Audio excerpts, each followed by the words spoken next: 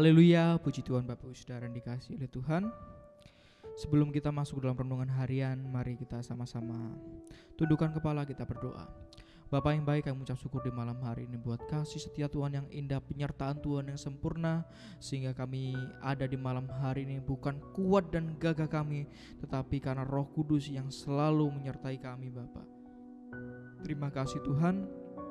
Di malam hari ini kami mau bersama-sama belajar akan kebenaran firman Bapa.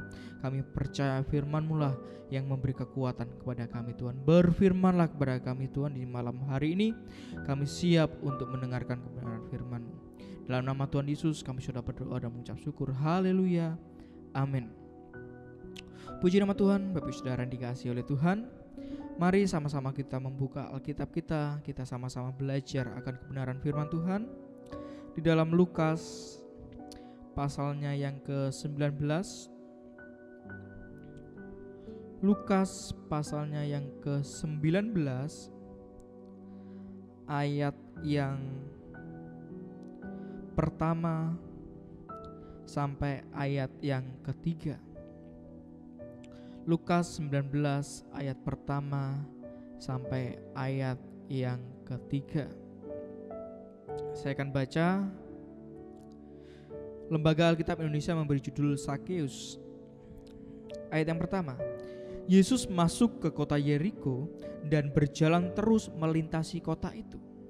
Ayat 2. Di situ ada seorang bernama Sakeus, kepala pemungut cukai, dan ia seorang yang kaya. Ia berusaha untuk melihat orang apakah Yesus itu, tetapi ia tidak berhasil karena orang banyak, sebab badannya pendek. Puji nama Tuhan. Mungkin ayat ini sudah sangat-sangat sering kita dengar. Bahkan waktu sekolah minggu pun ayat ini mungkin tidak asing bagi kita, karena guru-guru sekolah minggu kita mungkin mereka sudah menyampaikan, yaitu cerita tentang Sakeus ini. Jadi sedikit banyak kita mengerti cerita tentang Sakeus ini. Di awal ini saya akan melihat sedikit latar belakang dari Sakeus. Sakeus ini adalah seorang Yahudi. Seorang Yahudi, kalau dalam bahasa Ibrani itu sagi, artinya itu murni dan saleh. Jadi arti nama dari Sakeus ini adalah murni dan saleh. Tetapi perbuatannya pada waktu itu tidak sesuai dengan namanya. Tidak sesuai dengan namanya. Perbuatannya apa? Dia bekerja sebagai pemungut cukai. Dia menjadi pemungut cukai.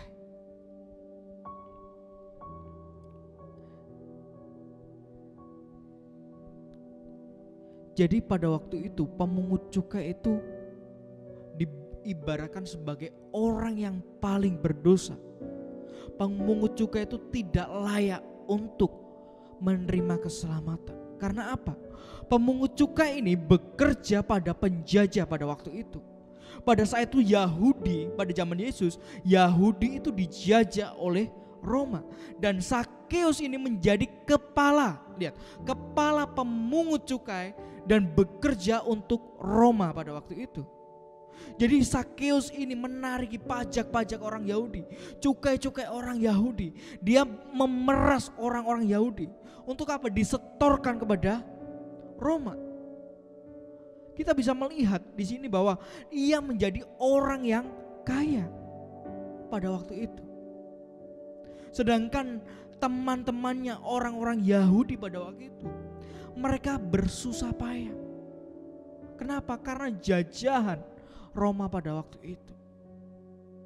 Makanya tidak heran Sakeus ini dibenci oleh sesama orang Yahudi. Karena apa? Dianggap berkhianat. Dianggap berkhianat membela Roma, yaitu berpihak kepada Roma pada waktu itu. Jadi lihat, namanya tidak sesuai dengan perbuatannya pada waktu itu.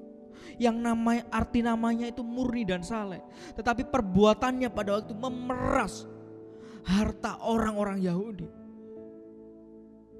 Kalau kita lihat ayat bawah, bahkan dia dikatakan aku pernah memeras 4 kali lipat. Jika ada orang yang aku peras 4 kali lipat, aku akan kembalikan. Berarti kan dia pernah memeras orang Yahudi. Jadi dia anggap pengkhianat pada waktu itu. Tapi di malam hari ini, firman Tuhan saya beri judul jangan merasa tertuduh. Jangan merasa tertuduh. Kita lihat bagaimana background dari Sakeus ini. Dia adalah orang yang berdosa. Bahkan teman-temannya orang Yahudi berkata, engkau orang yang tidak layak untuk menerima keselamatan. Kita lihat. Tetapi di ayat 2 kita bisa melihat ayat 3. Ia berusaha untuk melihat orang apakah Yesus, tetapi ia tidak berhasil karena orang banyak dan badannya pendek. Dia ingin sebenarnya menerima keselamatan dari Tuhan.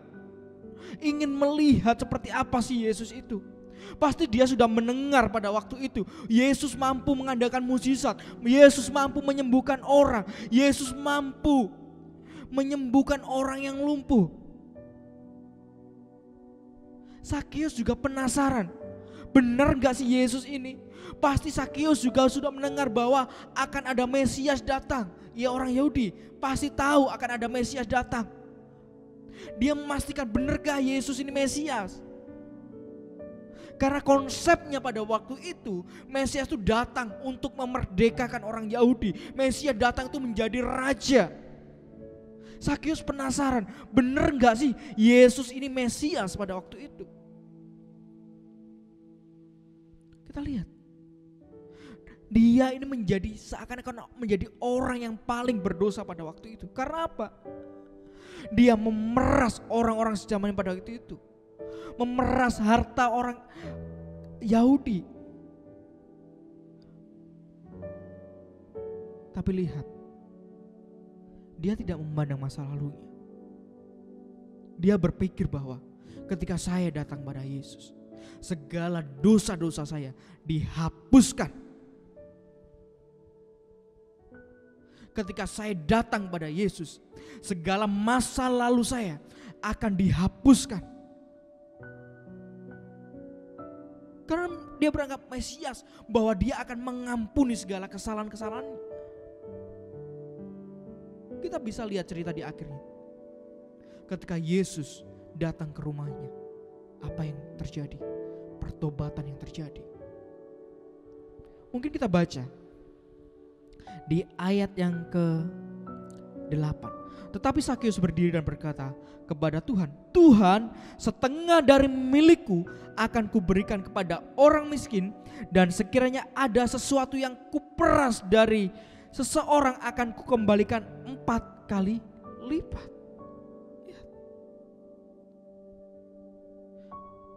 Ketika Yesus datang, Sakeus berusaha menemui Yesus, dan Yesus membuka hati. Dia datang kepada Sakeus. Lihat apa yang terjadi. Pertobatan daripada Sakeus. Jadi jangan merasa tertuduh dengan dosa-dosa saat ini yang kita lakukan. Mungkin dosa-dosa masa lalu kita yang masih membayang-bayang kita, mungkin terpampang jelas di depan kita. Oh, kamu gak layak melayani Tuhan karena kamu masih berbuat dosa ini sebagai itu. Engkau dulu pernah berdosa seperti ini, engkau pernah melakukan kejahatan, engkau pernah berdusta, engkau pernah membohongi. Mungkin dosa itu masih terpapar seperti layar lebar depan kita. Saya katakan, jangan merasa tertuduh dengan dosa masa lalu. Jangan diintimidasi dengan dosa masa lalu. Engkau bisa layak saat ini juga di hadapan Tuhan ketika engkau mengaku percaya Yesus dan menerima Yesus. Seperti yang dilakukan Sakeus ini. Dia tidak pedulikan, dia mau datang pada Yesus meskipun ada orang yang menghalangi pada waktu itu, meskipun ada omongan pada waktu itu. Lihat, Yesus bersama orang berdosa. Pastinya Sakeus juga merasa tertuduh pada waktu itu. mendapat intimidasi dari orang-orang pada waktu itu. Weh Sakeus, orang berdosa, ngapain kau ketemu Yesus? Sakeus juga merasa tertuduh. Iya ya, saya orang berdosa, saya tidak layak. Tapi lihat, Yesus, Sakeus, aku mau menumpang di rumahmu. Yesus tidak pedulikan dosa apa yang dikerjakan oleh Sakeus. Tapi lihat, Sakeus, saat ini juga aku mau menumpang di rumahmu. Lihat apa yang terjadi ketika Yesus datang untuk bertemu dengan Sakeus, menginap di rumahnya. Terjadi pertobatan yang luar biasa. Puji nama Tuhan. Biarlah ini menjadi perenungan bagi kita di malam hari ini. Jangan merasa tertuduh atas dosa-dosa kita. Tuhan Maha Pengampun. Yesaya katakan, meskipun dosamu itu merah seperti kirmisi, tetapi lihat, Tuhan tetap mengampuni engkau. Tuhan tetap mengampuni engkau. Tuhan Maha Pengampun. Kalau saat ini engkau merasa tidak layak di hadapan Tuhan, segera hampiri Tuhan, datangi Tuhan, seperti yang Sakeus lakukan. Seperti yang Sakeus lakukan. Dia berusaha, meskipun dia memiliki keterbatasan fisik, badannya pendek, dia tidak kurang akal, dia panjat pohon. Meskipun orang banyak menghalang-halangi, lihat, dia tidak kekurangan akal untuk datang pada Tuhan. Dia tidak ada alasan untuk tidak menemui Yesus, untuk tidak datang pada Tuhan. Jadi jangan banyak alasan untuk tidak datang ke rumah Tuhan, untuk tidak bersekutu dengan Tuhan. Oh saya sakit dan sebagainya, oh saya ini sebagainya. Jangan banyak alasan. Tuhan tidak pernah beri alasan kepada kita untuk memberkati kita.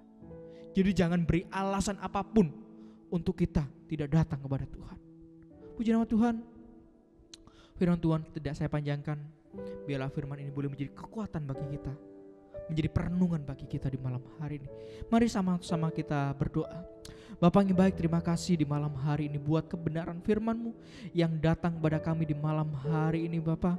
Biarlah firman-Mu termaterai dalam setiap hati kami Bapa, agar hidup kami semakin hari semakin layak di hadapan-Mu, semakin berkenan di hadapan Bapa. Terima kasih. Kami berdoa juga buat bangsa negara ini, Tuhan yang memberkati bangsa negara ini, Tuhan yang tolong, Tuhan pulihkan bangsa negara ini Bapa. Bahkan pandemi yang ada kami serahkan tangan-Mu. Kami percaya ada rencana Tuhan yang indah di balik semua ini, dan kami percaya Tuhan hiburkan setiap orang-orang yang mengalami, yang terkena COVID-19 ini Bapa. Terima kasih. Kami juga berdoa buat gereja di tempat ini Bapa. Kami serahkan tangan-Mu.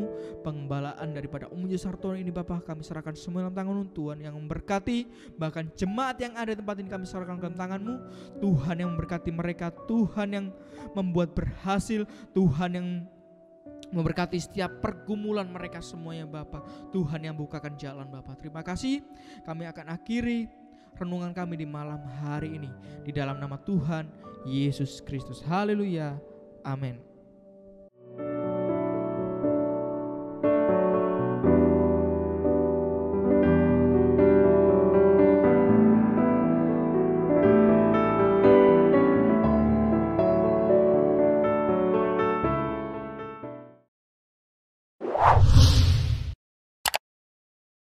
Subscribe channel YouTube GPDI Efrata Yogyakarta dan aktifkan lonceng notifikasinya untuk mendapatkan informasi seputar live streaming dan video khotbah terbaru lainnya.